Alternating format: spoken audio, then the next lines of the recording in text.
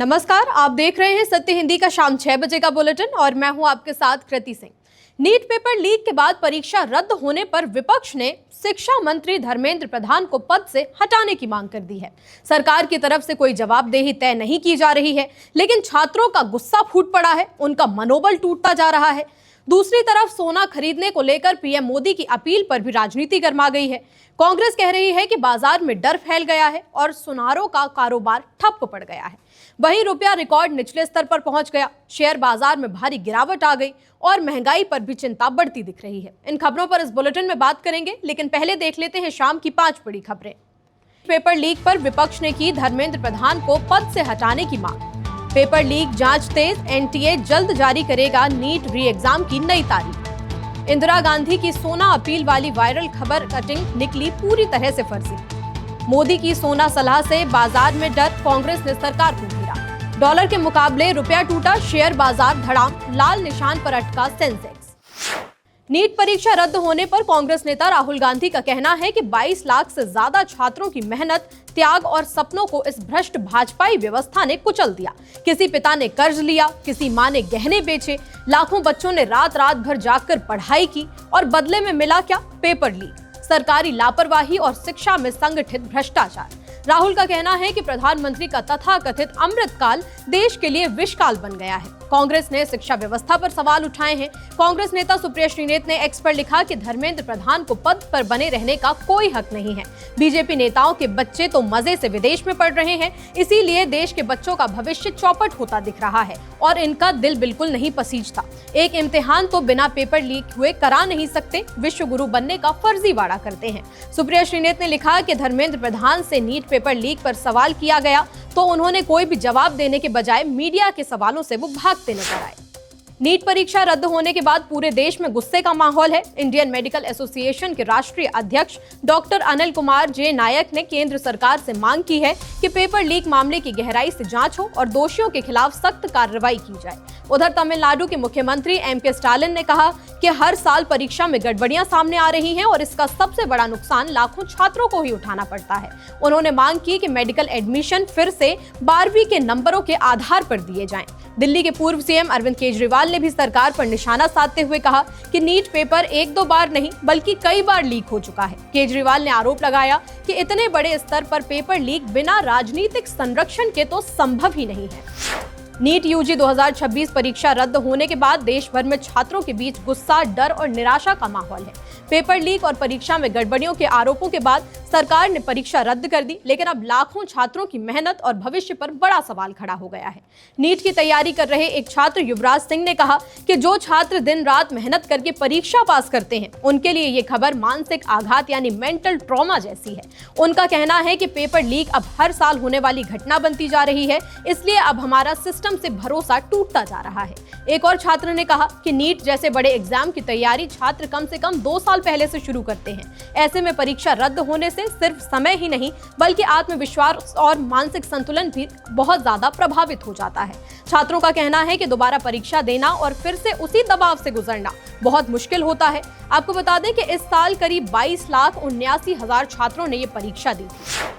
NEET paper leak की जांच CBI के हवाले कर दी गई है। इस बीच राजस्थान पुलिस के इनपुट के बाद नासिक क्राइम ब्रांच ने एक संदिग्ध को हिरासत में भी ले लिया है। दावा किया जा रहा है कि नीट का पेपर नासिक से हरियाणा होते हुए राजस्थान पहुंचा था। हालांकि नासिक पुलिस ने अभी तक इस पर कोई आधिकारिक बयान नहीं दिया है, लेकिन इस बीच एनटीए ने इस हफ्ते के आखिर में परीक्षा की नई तारीख का ऐलान करने का फैसला किया है। इसके लिए सभी छात्र एनटीए की ऑफिशियल वेबसाइट पर जारी अपडेट पर नजर रखें। छात्रों को री एग्जाम के लिए दोबारा रजिस्ट्रेशन नहीं करना होगा, ना ही अलग से कोई फीस देनी होगी। आपके एग्जाम सेंटर भी पहले ये परीक्षा वाले ही होंगे, लेकिन एनटीए की तरफ से एडमिट कार्ड दोबारा जारी किए जाएंगे। पीएम मोदी के सोना ना खरीदने की अपील पर जब विपक्ष ने निशाना साधा तो दूसरी तरफ से द हिंदू अखबार एक पुरानी कटिंग सोशल मीडिया पर तेजी से वायरल होने लगी, जिसमें दावा किया जा रहा था कि साल 1967 में तत्कालीन प्रधानमंत्री इंदिरा गांधी ने देश में विदेशी मुद्रा संकट के चलते लोगों से सोना ना खरीदने की अपील की थी।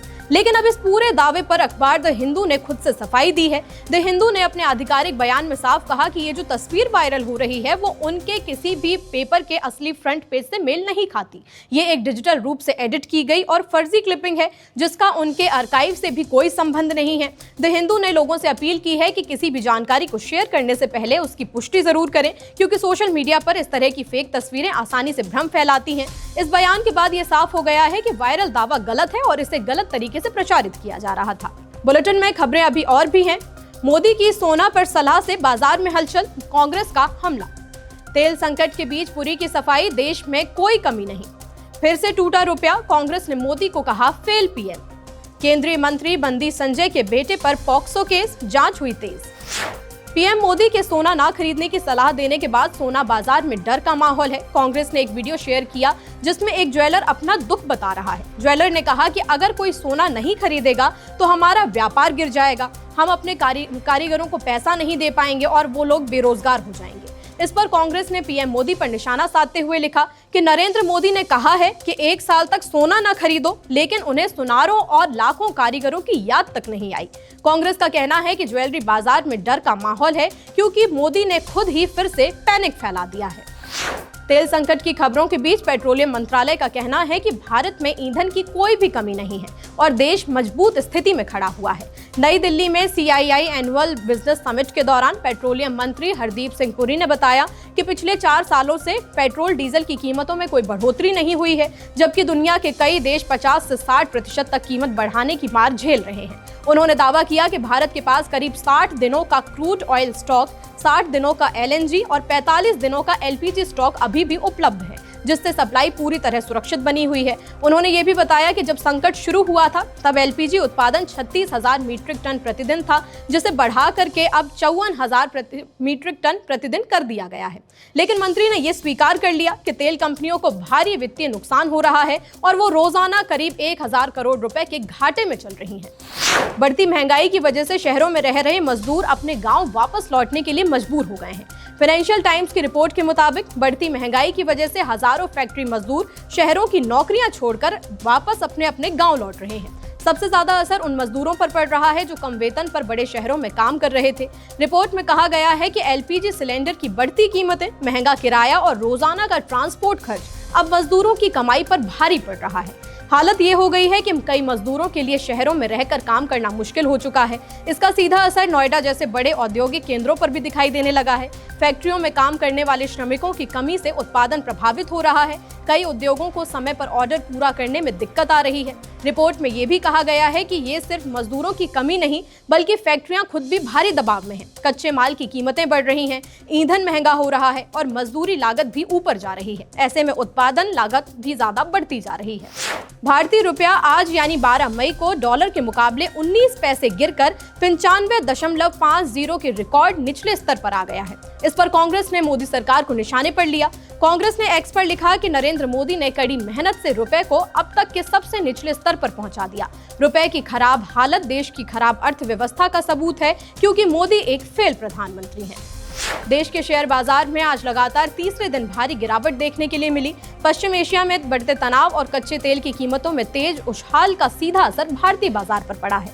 मंगलवार को बाजार की शुरुआत ही कमजोरी के साथ हुई और देखते ही देखते गिरावट और ज्यादा तेज हो गई। सुबह BSE सेंसेक्स 290 अंक टूटकर 75,725 के आसपास खुला, जबकि NSE निफ्टी भी 70 अंक से ज्यादा गिरकर 23,745 पर आ गया। निफ्टी का 23,700 का अहम सपोर्ट टूटने से बाजार में घबराहट और बढ़ गई। शुरुआती कारोबार में ही निवेशकों के करोड़ों रुपए बाजार से साफ हो गए। गिफ्ट निफ्टी के कमजोर संकेत पहले से ही बाजार में गिरावट की ओर इशारा कर रहे थे।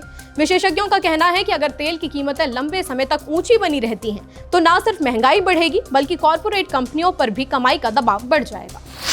तेलंगाना में केंद्रीय गृह राज्य मंत्री बंदी संजय कुमार के बेटे भगीरथ साई पर दर्ज पॉक्सो केस पर पुलिस ने कहा है कि अगर आरोप सही पाए गए तो आरोपी को तुरंत गिरफ्तार किया जाएगा। फिलहाल भगीरथ साई पुलिस की पकड़ से बाहर बताए जा रहे हैं और उनकी तलाश तेज कर दी गई है। मामले की गंभीरता को देखते हुए तेलंगाना सरकार ने SIT का गठन किया है। ये टीम DCP ऋतुराज गायकवाड़ की अगुवाई में जांच कर रही है। पुलिस का कहना है कि आरोपी की लोकेशन और गतिविधियों का पता लगाने के लिए कॉल डिटेल और रिकॉर्ड भी तकनीकी सबूत जुटाए जा रहे हैं। ये मामला एक 17 साल की लड़की की शिकायत के बाद सामने आया, जिसके आधार पर पुलिस ने पॉक्सो एक्ट और बीएनएस की धाराओं में केस दर्ज किया। हालांकि भगीरथ साई ने इन आरोपों से इनकार किया है और पलटवार करते हुए लड़की के परिवार पर हनी ट्रैप और वसूली की कोशिश करने का आरोप लगाया है। फिलहाल 6 बजे की खबरें इतनी ही, लेकिन जैसा कि आप जानते ही हैं कि ये बुलेटिन आप हमारी ऐप पर भी देख सकते हैं, आप बाकी वीडियोस और खबरें अब ऐप पर भी पढ़ सकते हैं। इसलिए अगर अभी तक आपने हमारा ऐप डाउनलोड नहीं किया तो तुरंत कर लें, क्योंकि कोई भी खबर अब आपसे छूटनी नहीं चाहिए। 8 बजे हम फिर से हाजिर होंगे नई खबरों के साथ। तब तक के लिए नमस्कार।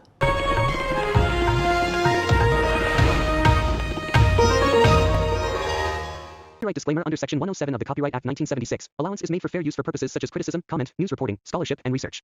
Fair use is a use permitted by copyright statute that might otherwise be